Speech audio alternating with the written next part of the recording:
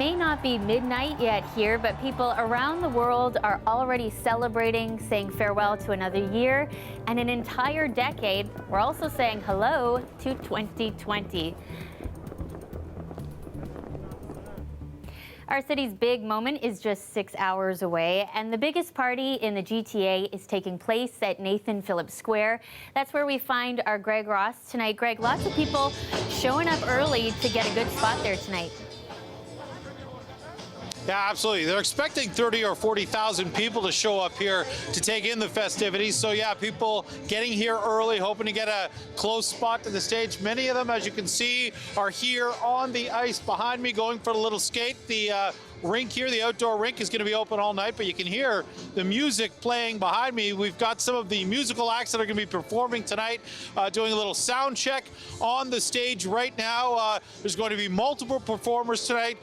Zaki Ibrahim is the headliner tonight, so she'll be performing, the last person to take the stage, and obviously the person that's going to be counting us down to midnight. And then there's going to be that huge fireworks display at the stroke of midnight off of City Hall. So people coming to see that as well. We've got people from all over the world here, believe it or not. We've got these guys in from the United States. This is Alexis and Pam, and you guys came in from North Carolina, and you guys are complaining about the cold already. It's not that cold here today. Well, it is, and it's actually, we drove 12 hours from North Carolina to here, so it's amazing here, yeah. You're enjoying your time at least, and you were just complaining your toes are cold in those skates. Yeah, my legs are shaking. I'm so cold. It's so cold, but it's a super nice place, so it's they're enjoying Toronto, and you guys have never been here for New Year's before, so it'll be an interesting way to ring in the new year. We've got this couple over here. Say your name. Kishan. And Tejal. And they are from South Africa. They've just moved to Toronto. How long ago? 10 days ago. 10 days ago. They're literally just got here, and they're going to be celebrating their first New Year's here in Canada. You're living here now, but you're saying it's summer right now in South Africa, where you guys are from. Yeah, correct. That's it. So how hot is it there right now? It's about 35 degrees. 35 degrees, and that's why you've been complaining that you want to go home, despite the fact you're wearing this nice parka. Too cold. Not sure if they're going to stick around for the fireworks tonight, but plenty of other people here will be, including these guys right here. So we're expecting a lot of fun down here, Shannon. Great, Greg. Happy New Year's to you. Whether you're staying in or going out to celebrate tonight, we wanted to know how you're spending the last few hours of 2019, and also, what are your hopes for 2020? We're going to the CN Tower, and we are going to get lit. We got some Crown, and we got some, what is this?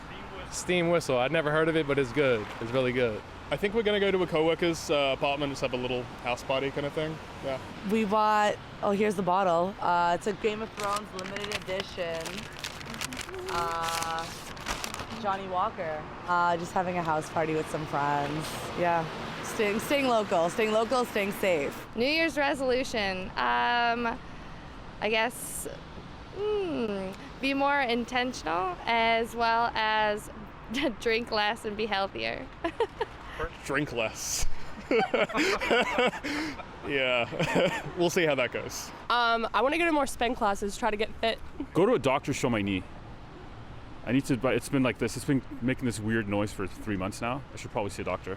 We just bought a house, so get moved in, maybe get some cats, maybe that's it. Go to the gym and eat better.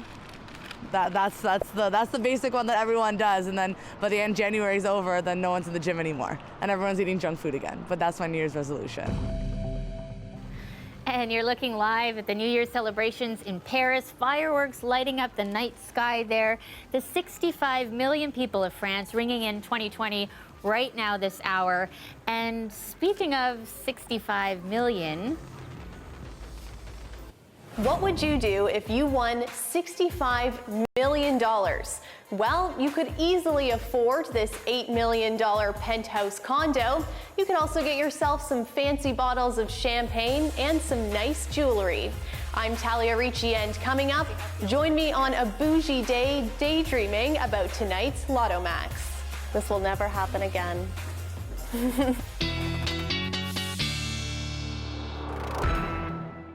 Nick Sirkovich is here for our first look at the forecast, and you check out City Hall and people really are looking kind of bundled up there.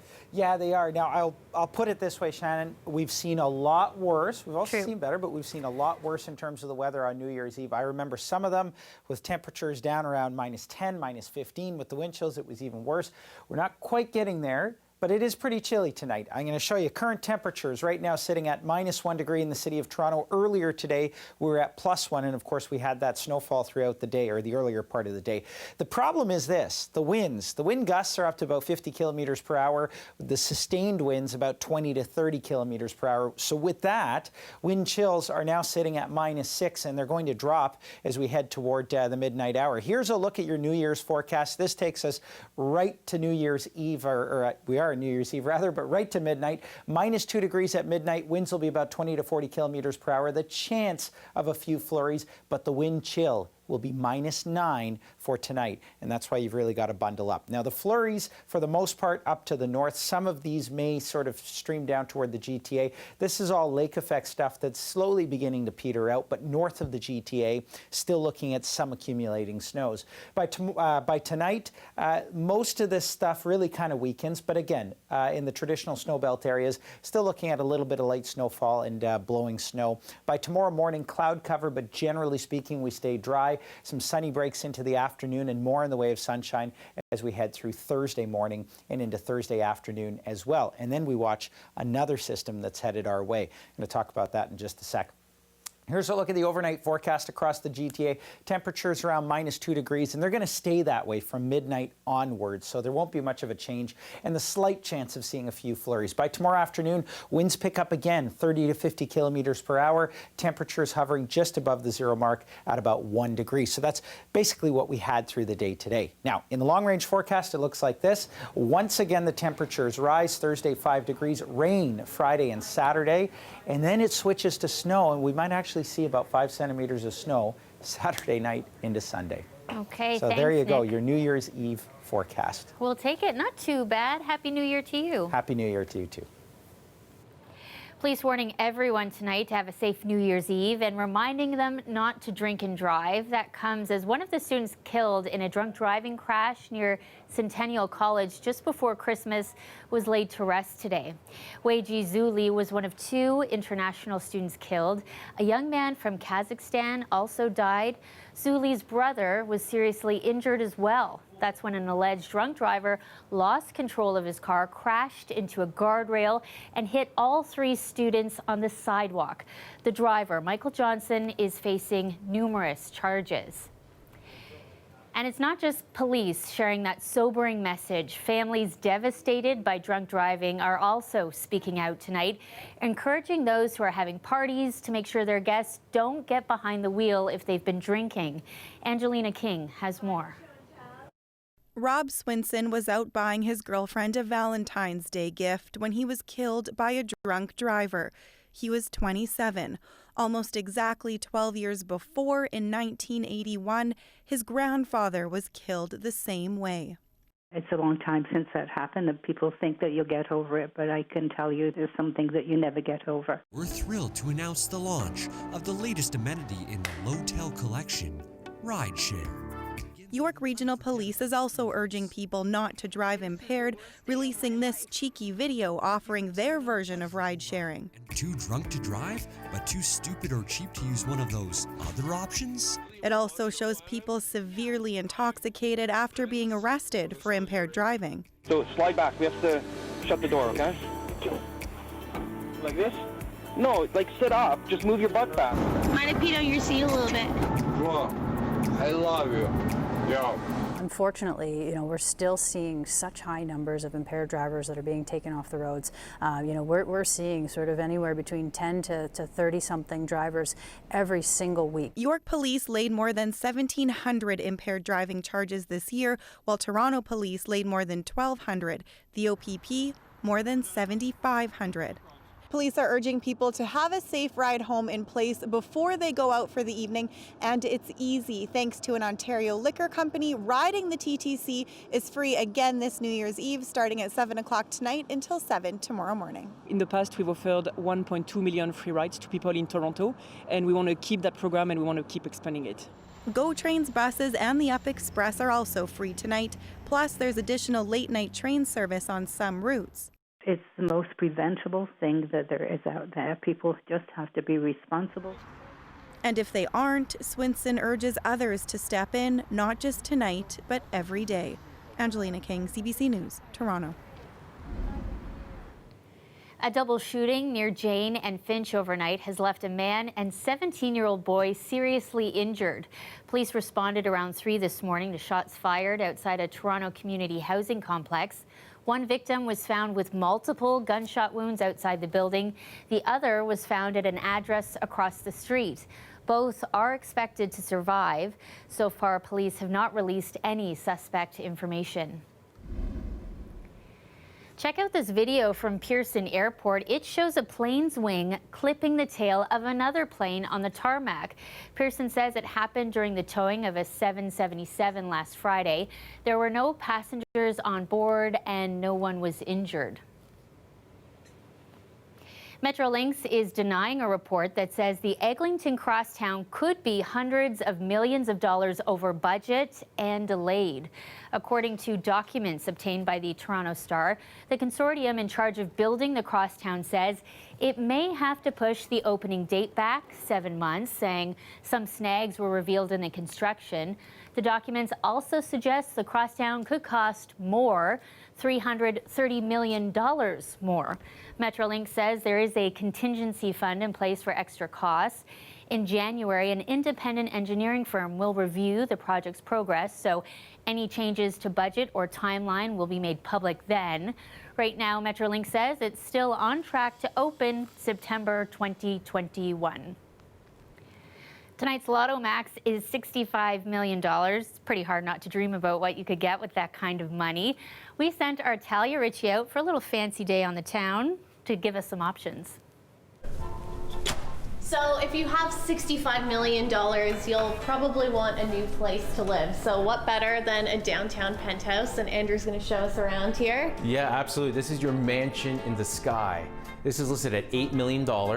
It's 3,800 square feet, Wow. 4 bedrooms, 5 bathrooms, and just look at this view. You've got a beautiful west exposure. Your afternoons will never be the same. You'll experience life-changing sunsets that will stare deep into your soul.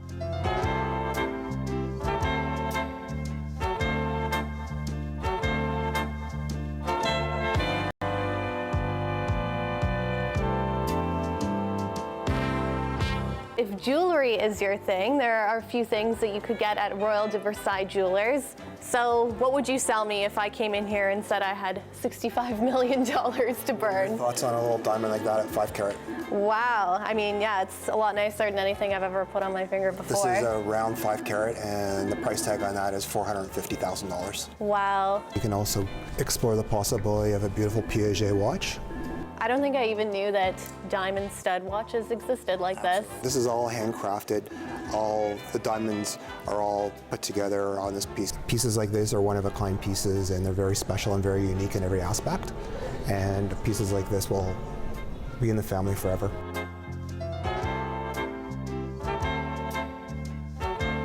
So if you're winning the big money, you'll probably want to be celebrating with some fine bottles of champagne, which you'll be able to tell us about. So what could I get? 2 of our gems in the portfolio here would be the Louis Roeder 2007 3-liter Cristal and the Louis Roeder 1995 Vinotech. This one runs $18.95 on our menu, whereas the 3-liter 2007 Cristal actually runs $4,888. And with something this high-end, do you sell many bottles of these? We don't sell many, but there aren't many that are produced. So with something like the Vinotech, there are only 400 bottles in the world. And 'tis the season. If you felt like donating some of that cash, the Daily Bread Food Bank knows exactly what they could do with it. That type of winning could be transformational for an organization like ours. Our operating budget's $9 million. If you gave us a fraction of the winnings, it could be game-changing, and we could feed half the city with $4.5 million. Now, I'm no financial expert, but I think once you've bought your $8 million condo, some $1 million pieces of jewelry, made a nice charitable donation, and sipped some fancy champagne, you might want to invest some of that or put some away for your retirement. Good luck. Talia Ricci, CBC News, Toronto. Times Square is ready to welcome 2020. Revelers already starting to get their spot to watch the ball drop. We have more New Year's coverage still ahead. Plus,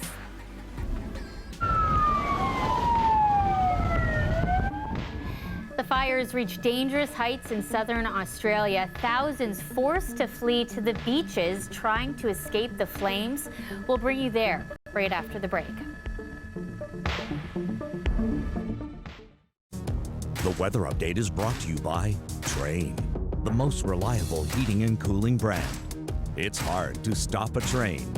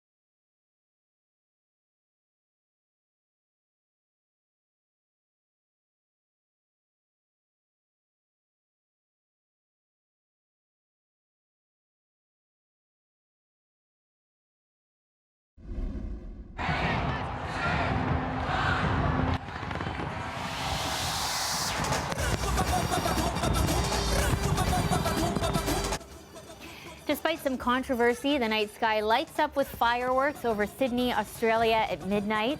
Thousands watched the display, which was launched from around the Sydney Harbour. Some members of the public and politicians had called for the fireworks to be cancelled, saying the display would be inappropriate while Australia deals with deadly wildfires.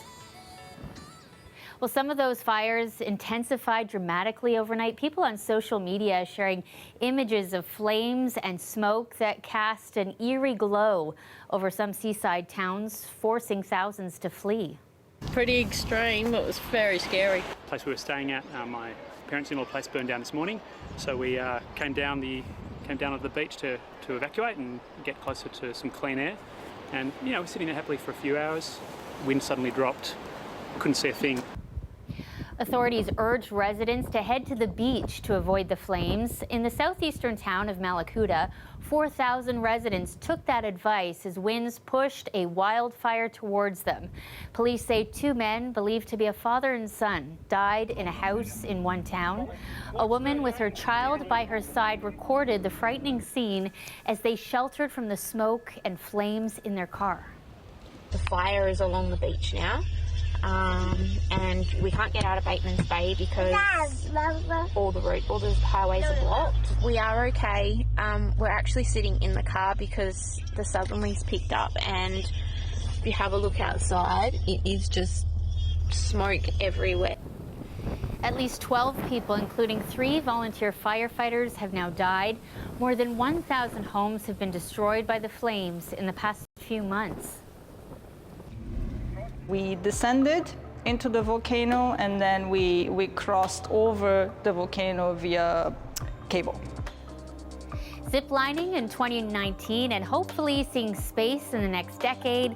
I spoke with this Toronto analog astronaut to talk to her about what she hopes 2020 will bring. We'll have that conversation coming up.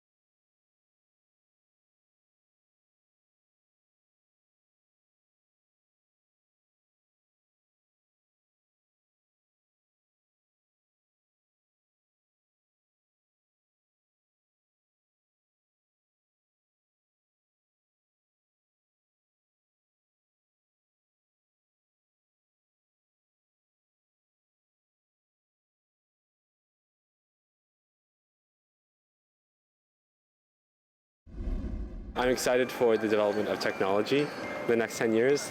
Like, looking back in the past 10 years, technology has come so far. Electric cars and with no plastic. We'll end global warming. I don't know how, but yeah. A lot of smart people. There's going to be more inventions. There's going to be more people who skate. Maybe something with the Raptors, Kyle Lowry.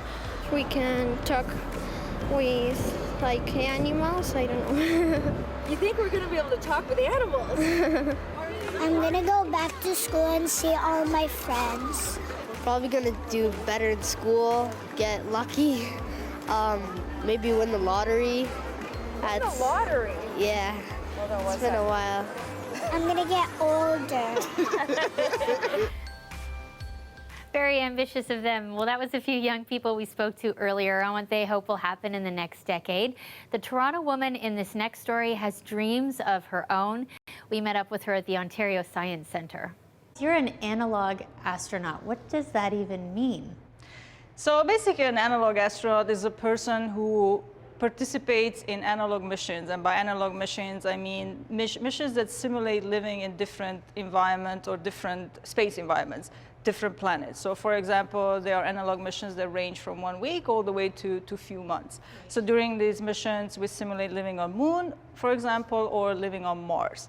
And this ranges from doing experiments, whether they're medical experiments, psychological, all the way to monitoring how much water we use, how much food we use. So you are an analog astronaut. You've traveled the world. You've had so many adventures. But in 2019, this year, you did something that few people probably have done or would dare to do, and that's rappel a volcano. So how did that come to be? It came about as a coincidence. So for me, I'm the type of person that the moment wins. So as soon as I saw the opportunity, I was like, yes, I'm absolutely going on this expedition. So it was basically in Nicaragua, at the Masaya volcano. So we were 10 of us, and we descended into the volcano, and then we crossed over the volcano via cable. Right. You say it so casually, but what was that moment like when you're rappelling across the volcano? Like, the heat must have been so intense to feel on your skin. It's really hard for me to describe in words, but it was absolutely epic.